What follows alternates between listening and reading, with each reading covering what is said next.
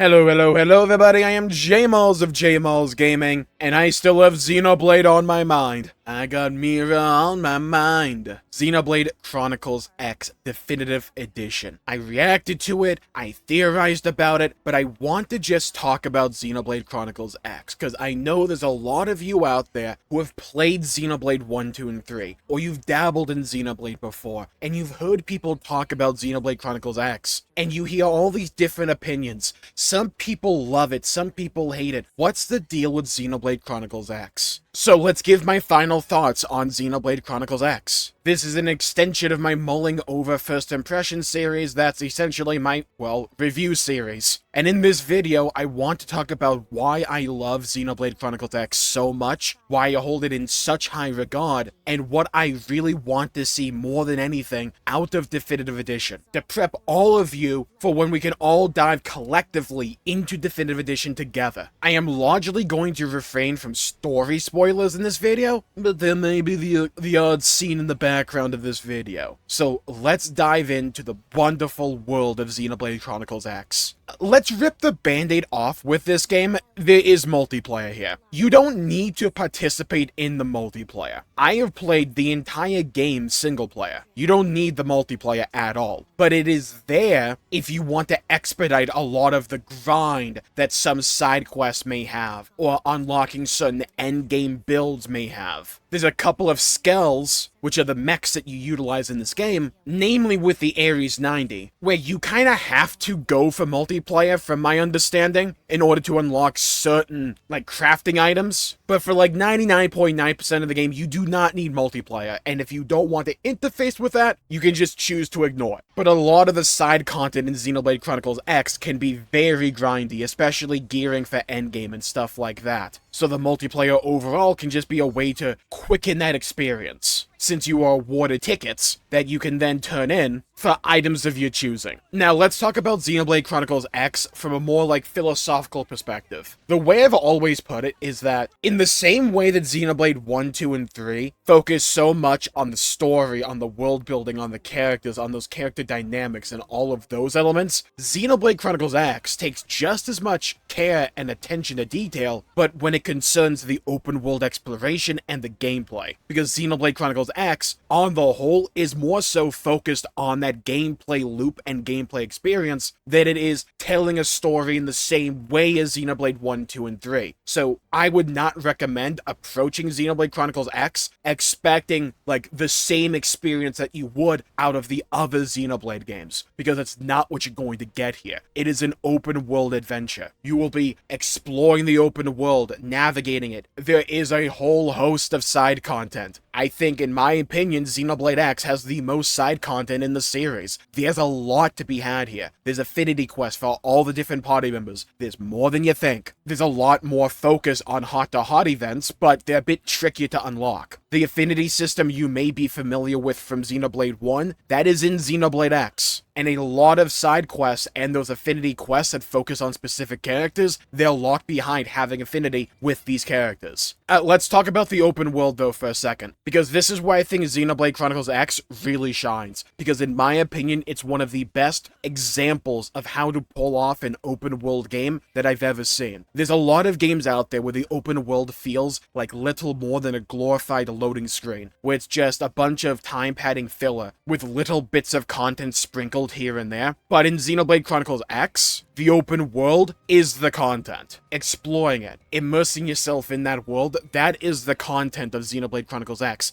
That is the focus of this game. And in certain ways, you may feel similarities in terms of the gameplay design between Xenoblade Chronicles X and, say, Breath of the Wild, or Tears of the Kingdom, or even Elden Ring. When you look at these games by themselves, you may be going, well, Jmulls, they don't really look all that similar. But these are games that are expert at constructing an open world and having that open world and you adventuring out in that world, and that world being the centerpiece main content. That is also the case case with Xenoblade Chronicles X. And I think it's in like these moments and in these categories that Xenoblade X truly shines. But it also is where it kind of falters. There's a few design choices with X that I hope to see revised significantly when we get to Definitive Edition. One, the UI is garbage. It's just like flat out bad. Like, it's way more button inputs than you think it would be to simply change your gear. Or things are obfuscated for no good reason. There's no audio settings in the game, and the audio mixing in cutscenes can be weirdly bad, where the voice acting overshadows the music so you can barely hear it, or the music drowns out the voice acting, and you pair that with some awkward camera angles on occasion, and it can really like mess with the storytelling this game has. And you pair that with how grindy the game can be on occasion, because there'll be some quests that task you to acquire multiple of a resource, but that resource only comes from breaking a specific limb or body part on a monster.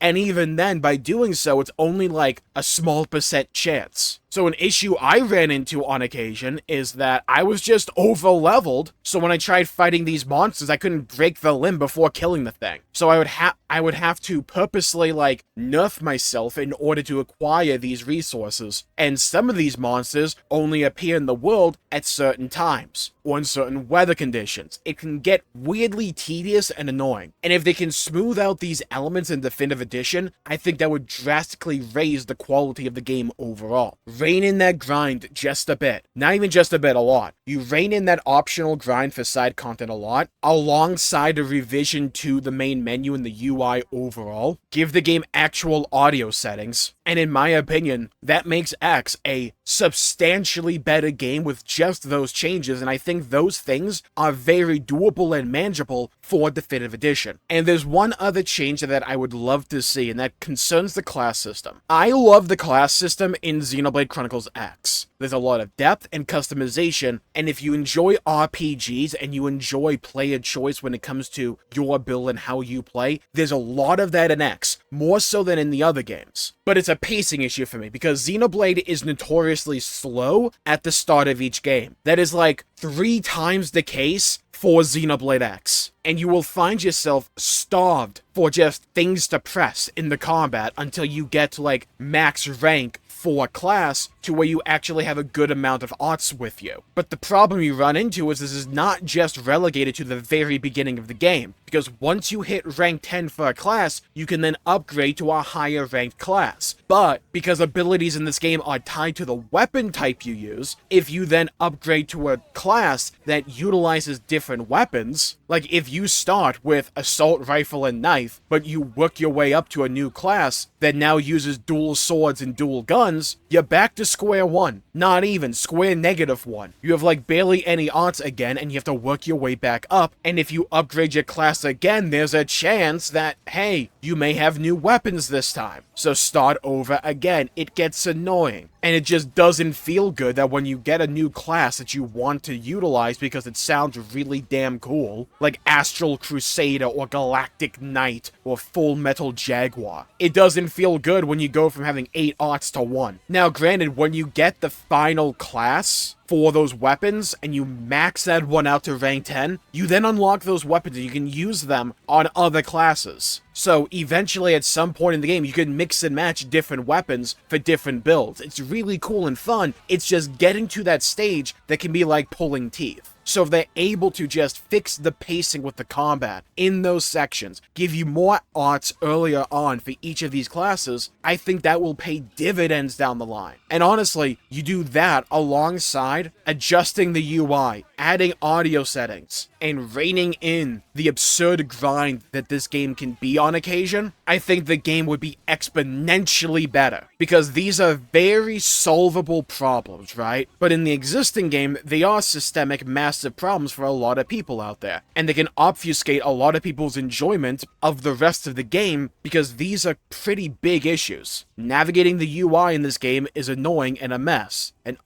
unintuitive, and the gameplay can be very slow. So if you're able to just fix those elements, that makes just actually playing the game and pushing your buttons way more mechanically satisfying and engaging. So it will allow the beauty that the rest of this game really is to shine and come through. Now let's just gush about Xenoblade Chronicles X, because there's a lot to love about this game. Like I said, it has its issues, but those issues are definitely fixable and addressable for, say, Definitive Edition. I would also argue the story is pretty light and just kind of there for like the first half of the game, but it gets so much better in the back end. Oh my god, I love it. There's a lot of great characterization and character moments. The plot twists and reveals in this game are insane. And good god, the music is my favorite in the franchise. I think Xenoblade X might arguably have my favorite soundtrack in all of gaming. It's elite. And like, we all knew it was going to be elite because Sawano is on it. Yeah, the guy from Attack on Titan. Flying around in your Skell has its own theme song, and it like perfectly encapsulates the feeling of flying around in a giant robot across this alien landscape. It's so good. One of the things that I love about Xenoblade Chronicles X is that, in fact, let me grab my game box right now, my Wii U box of Xenoblade Chronicles X. Earn your own robotic Skell and customize it to take on gigantic enemies head-to-head and travel to new heights. If you can see it, you can reach it. That is not a lie, not an exaggeration in this game. If you see it, you can get to it outside of, like, the moon. And what this game does such a brilliant job with is just taking this world, making you acclimated to it. Feel as if you know it, and you know all of its secrets, and then turning it on its head because of a very simple thing, the Skell system. When you unlock Skells, it changes your entire perspective on the world. The entire scale of it changes. You can get to new places. You can get to places faster. You feel far more powerful with your Skell. It's a grind to get, don't get me wrong, but when you get it, it feels so good. And then when you unlock flying, it happens all over again. With the scale changes, you can now get to places you couldn't get to before. This game utilizes flight in a way that leans on it as a gameplay mechanic. It doesn't view flight or faster navigation as simply modes of convenience. They utilize them as engaging and compelling gameplay mechanics. The enemy design is top-notch, everything just looks cool, and there's some massive enemies. And the game is beautiful. There's weather effects, night and day, and the game, good god, it's so pretty. Every time I stream this, it's like clockwork. Somebody will say, how does this work on a Wii U? Because it's a game that looks ageless. It's pretty. Like, no matter where you look, there's something gorgeous to look at in this game. You combine that with the open world being filled with things to do, because you would basically go around the map, which is like split up into hexagonal nodes, and you would put down these like beacons. You have a variety of them, and the ones you put down will augment what resources you gain passively as the game continues to play. Like every few minutes or so, it'll just give you a bunch of rewards, and it'll be determined by what nodes you put down yourself. There's some like legitimately interesting strategy that goes on here as you mix and match trying to min-max your rewards. And they're not paltry either. These are like substantial. In fact, funnily enough, one of my favorite ways to grind credits in this game is to simply leave the game and just go do something else. And just let it like grind out resources on its own. I come back, I'm all good, I can just keep playing. It's kind of funny in that regard. And look, sometimes it's the simple things. You can get Skells and register them to each of your party members. So when you're flying around the map, you have your entire squad in their Skells in formation behind you. It's a good feeling. You mix and match your Skell parts to get different arts while you're in your Skell. And like, you know how interlinks in Xenoblade 3 gave you that boost in confidence when you utilize them in combat? Think of Skells like that, but also for open world navigation. And I think for a lot of people out there who have played Xenoblade Chronicles 3 and played Future Redeemed, you will notice a lot of similarities between those games and Xenoblade Chronicles X. Because the way I've always viewed Xenoblade 3, for the longest time at least, is that 3 and Future Redeemed are heavily inspired gameplay-wise from X, and incorporate different elements of X's gameplay loop kind of to see what people vibe with more. With base 3, you get these larger, more open zone designs where you can navigate a lot and get to places that make you feel, wow, I actually can get here, that's cool. Whereas in, say, Future Redeemed, well, also in 3, you have the intellect mechanic, which is similar in idea to the Skell idea, where you get this very large form that is supposed to be a massive boost in power, and in Future Redeemed, they focus more so on the specific objectives in that overworld, and filling it with things to do, in a way that feels very Xenoblade Chronicles X. You'll see what I mean when you eventually play it, or if you watch gameplay from Xenoblade X. I will also say I think one of the most underrated elements of Xenoblade Chronicles X is actually its story. Not for its overarching plot or anything like that, I think that's cool and all, don't get me wrong, but it's the character moments, the affinity quests, the heart-to-hearts, the moments in the main story with just the characters talking and being emotional to one another. There's a reason Elma is one of, if not my favorite character in all of Xenoblade. There's a great story in Xenoblade X, it's just not well told all the time, and has some pacing issues here and there. But when it works, when it hits, you're like, oh yeah, this is Xenoblade. Okay. Heck, my favorite song in all of Xenoblade comes from X with The Way. I can just go on and on and on and on and on and on and on about Xenoblade Chronicles X. The fashion system's so cool. Very similar to how they did in Xenoblade 1 Definitive Edition, where you can customize each piece of gear in terms of what its looks are. But the issue with X is that you need to retain the gear in your inventory if you want to use its appearance. Hopefully they go away from that system with X Definitive Edition, but we'll see. There's a lot of customization in this game. You can customize your barracks, you can get different pets to hang out in your barracks. You can actually acquire, like, little holo figures and display them in your barracks. You can customize your Skell, namely with what parts that it has and the color scheme. There's a shocking amount to this game, and most of it is genuinely fun. I'm so glad we're getting Definitive Edition. I can't wait to get my hands on it, and with that, I'll call the video there for the day. Thank you all for tuning in. My pleasure for making the video. If you enjoyed it, please leave a like and subscribe. It really helps the channel out and helps support future content, and I greatly appreciate it. Stay safe, have a great day, and I'll see you all next time. Bye-bye, everybody, until we meet again.